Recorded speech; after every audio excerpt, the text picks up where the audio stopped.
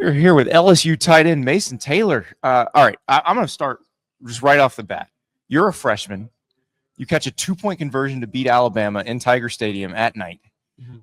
What are the next 48 hours like after that? Definitely crazy. I mean, taking in that surreal moment, definitely life-changing moment, and just I was blessed to be in that position and be on that play call on the other side of the field. So I mean, it was a blessing. It was definitely a great time. Are you like, this college football stuff's easy? Like, this is.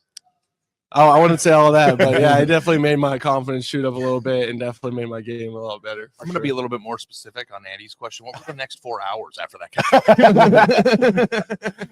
I'll just say a great time. It was a blur. Yeah.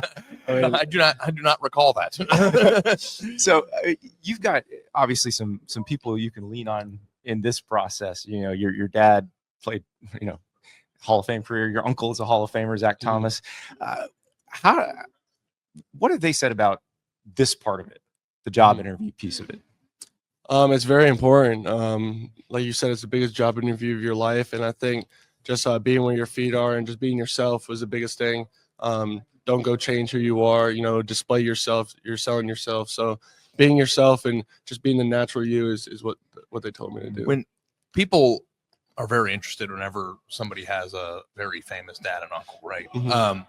How much in actuality do you feel like you lean on them or need them in this process, or how much of your just own experience at LSU and doing everything that you did in college is enough for you to feel comfortable going through this? I mean, yeah, like you said, going through college, just building up that confidence and just knowing who I am. Yeah, I can go through this process by myself, but definitely having the opportunity to see what it's like a little bit beforehand and just all that has definitely been great. And them telling me, like I said, be yourself and just be your natural self is definitely important. All right, so 3-part question. We're not supposed to ask these, but I got to. Most amazing thing you ever saw Jaden Daniels do, game or practice? Yeah. Most amazing thing you ever saw Malik Neighbors do, game or practice? Mm-hmm. Most amazing thing you ever saw Brian Thomas Jr. do, game or practice? I couldn't tell you all 3, but if I were to give you one, the Jaden, I think that Florida game, which people call his Heisman game. Yeah. My sophomore year was pretty extraordinary. The way he ran that one, I don't know, it was maybe 70-yard, 60-yard touchdown, and then another one. He's fast and he can move lateral. It's incredible to see for sure. It's amazing to me. Like, I was watching him play against the Lions in the playoffs, and I'm like, this is the Missouri game from last year. Yeah. It's the same thing. You're not supposed to be able to do that in the NFL. Mm-hmm. But like that Missouri game that y'all played your sophomore year, like, that was a really good defense, and they couldn't get off the field because of him. Yeah, like I said, he's a great quarterback, and you see it on the next level. The things he's doing, I think what really stands out to him was his work ethic and, the type of guy he is. So your dad was born in Akron, right? Mm-hmm. Or from Akron? Yeah, Pittsburgh. Pittsburgh played at Akron. Sorry, yeah, my bad. But Midwest. How happy are you that he got picked by the Dolphins in South Florida? Very happy. I love Fort Lauderdale and South Florida, so yeah, I'm very happy that God put me down there for sure. You've been in some factories though, like just because you played football at St. Thomas Aquinas, and for those who don't know, St. Thomas Aquinas in Broward County, maybe the best in terms of populating NFL rosters, high school. What is the competition level like? Just at like when you're a 10th grader and you go to practice, is it like, whoa? Yeah, it's like a lot of guys from South Florida, if they're willing to go to the next level and really make it to the NFL, they're going to St. Thomas Aquinas. So, I was there, won 3 state championships there my time. I think they're on their 6th or 7th in a row right now. And yeah, like I said, I didn't start until I was a junior there at St. Thomas Aquinas, and I just thought that was how the development process. But you started at LSU faster than you started in high school. Yeah. So I was just like, that's how it is. We had 20 guys going D1 every single year. Our senior year, senior class would like go 20 guys defensive D1. So I'm just like, that's just how it is. Whatever, wait your turn. And then college came a little fast. Yeah, the first time I went to a St. Thomas Aquinas game, the 2 running backs were Giovanni Bernard and James White. And it was like, what are you doing here? Yeah, it's like, is interesting too, because how many high schools in in America are even like that. Like Bishop Gorman in Vegas. Well, and IMG, but they're that's set up to totally do that. different. Yeah, It's St. Thomas has been different, doing it forever. Yeah. So. Yeah. Do you think that just in terms of development and stuff, like going to a high school like that's part of the reason why you're able to play so early in your career, and why sitting here today you have as much experience as you do in terms of just playing time? 100%. Roger Harriet, Coach Harriet at St. Thomas Aquinas does a great job of just holding us to that standard and that accountability standpoint to just be organized and be on top of your stuff and be consistent. So the transition to college, when you come from a high school like that, it makes it a lot easier to just know that you've done such a hard, strict schedule before in the high school level.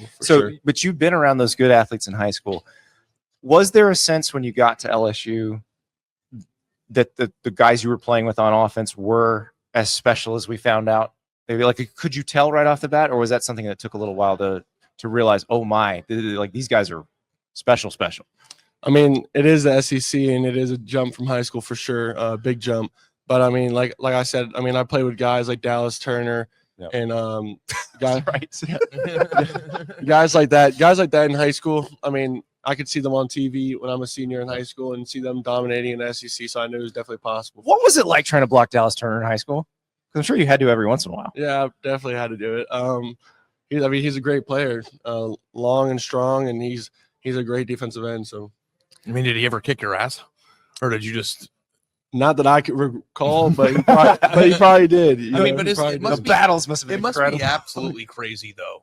And like, I know going back to high school, all the players you played with, but like, did you watch the playoff game with Washington and the Lions a few weeks ago? Like, or are you just too busy right now? Like, are you like seeing all the players that you literally played with doing things that you're aspiring to do right now? Yeah, I mean, I watched Washington close throughout the whole playoffs because of Jaden.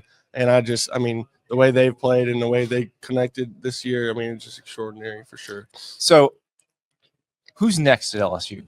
Who are we not talking about who next year we're going to be talking about for LSU? I think Garrett Nussmeier for sure. I mean, he's getting some talk already, but I think his potential and the way he throws the ball and his IQ and his leadership role for LSU is huge. So I think he's going to get those guys on board and make some changes. And he had the more traditional career where like he stayed at LSU. Yeah. He waited as a backup. And how was he when he moves from backup to starter, taking over the offense? Was it like, okay, we're very comfortable with this guy, we know him? Because it seems like in a lot of places you're getting a transfer coming in to start, but this is a guy you guys had been with for a while. Yeah, I mean he's that just speaks to the type of person he is, staying in a program like that. He loves LSU. And he had dreams and aspirations of playing and starting and leading the team to a national championship one year. So that just speaks to the person he is and the quarterback and leader he is. And now that it's his turn, I mean, even when he was sitting on the bench with guys like Jaden Daniels above him, he's taken all the knowledge from them. He played Georgia in the SEC championship my freshman year, and he threw for 300 yards. I mean, what backup quarterback's throwing for 300 yards on a great Georgia defense? So just things like that. We knew it would be when it's his turn, he's going to take a shot. What's your view from the inside at LSU in terms of the direction that it's headed? And, what can LSU fans who's listening to the show like expect for the program, next year moving forward? Yeah, like I said, with Nuss staying for another year, I think they're in a really good spot. And he's getting those guys. I know he's taking that leadership role very serious and getting those guys collected for this year for sure. All right, I'm gonna let you recruit a little bit for LSU. Why is it the best college football environment in America?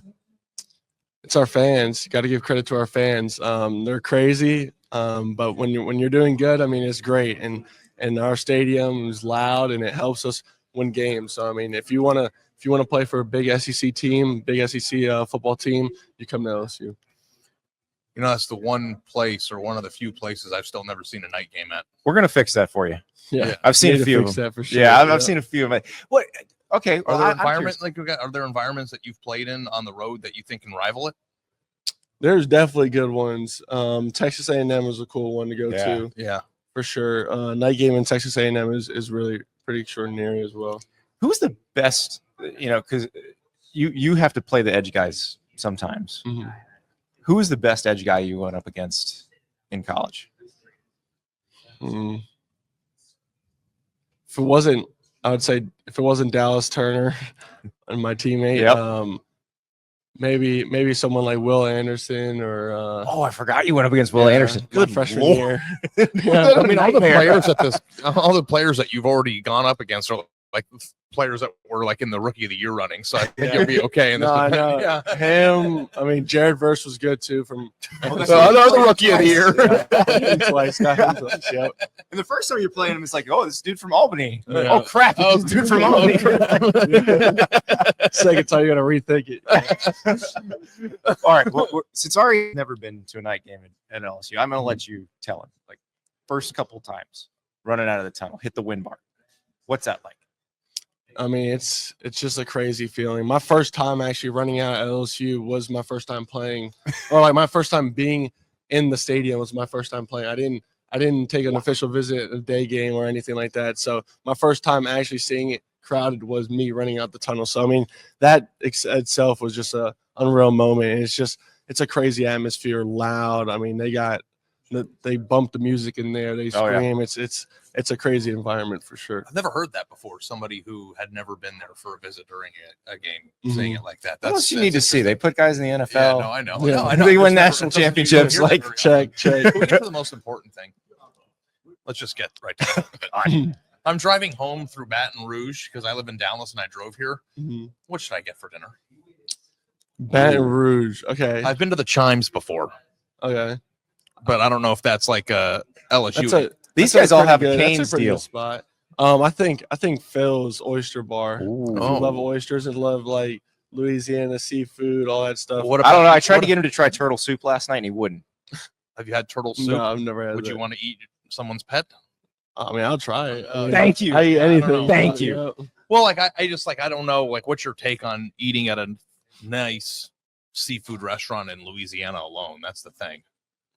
Phil's, you- Phil's do is you- a nice place you can do that. They get a Okay. bar too. Oh, okay, Yeah, okay. See, look, I gotta this check is it a out. veteran right here. This Yeah. is a guy who's ready for the NFL. He knows when you're on the road by yourself, you just sit at the bar. Yeah. Like Do you eat alone? Are you like a go to the restaurant alone guy? I sit at the bar and read it, but no, I don't read a book. But yeah, You read a book? I gotta travel for work a lot. Sometimes I'm eating alone. Yeah. But you sit at the bar. Sometimes you make a friend. There's a game on usually, so you watch little hoops or something. Yeah. See, Mason is an old soul. I can tell already. Yeah. Well, I mean, that's what Yeah. happens when you're playing against first round NFL Yeah, draft picks when you're Dallas 11 years Dallas old. Turner's whipping your asses When you're sophomore. 15, yeah. Mason, thank you so much. Thank you. Appreciate it.